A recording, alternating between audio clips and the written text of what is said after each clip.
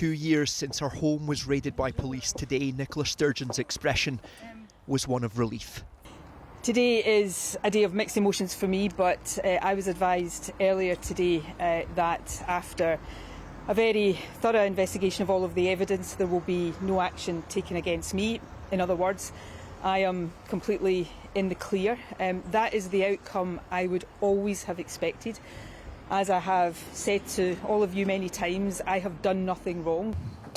It was on this same driveway that the blue tent appeared as police investigated the funds and finances of the SNP.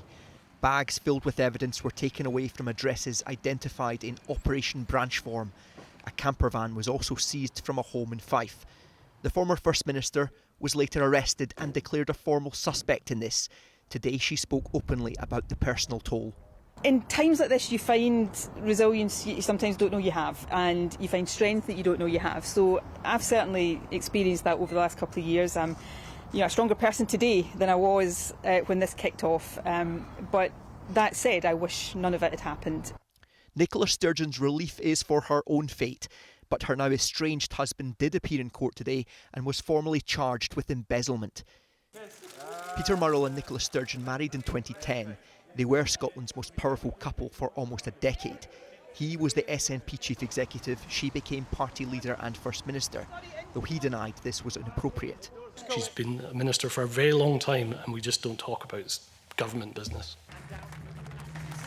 But a sum of £600,000 was fundraised between 2017 and 2019, supposed to be used in an independence campaign. Questions were asked about where this money had gone and the police investigation began.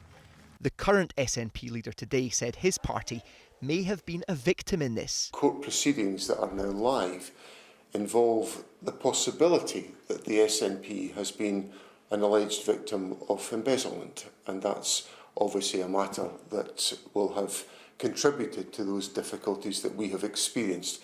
The former SNP Treasurer Colin Beattie was also cleared today, and so after this 4-year investigation, only one man is being charged. In court today, Peter Murrell made no plea and has been released on bail. In Scotland, the charge of embezzlement carries a maximum penalty of 5 years in prison. If it goes to trial at all, it'll be in 2026. Because he's appeared in petition, that means it's likely that he's going to appear before a jury, and the trial will be determined by a jury of his peers.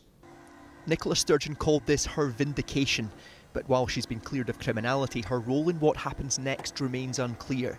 If the case against Peter Murrell goes to trial, it is possible she could be called as a witness.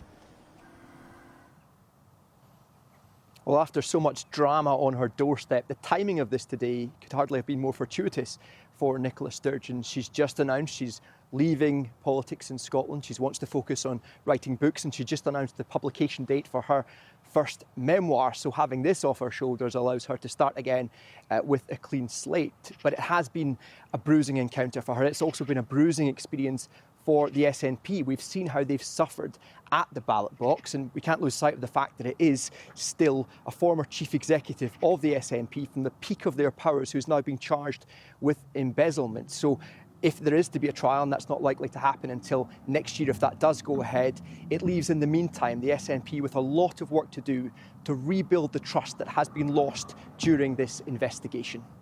Peter, thanks very much.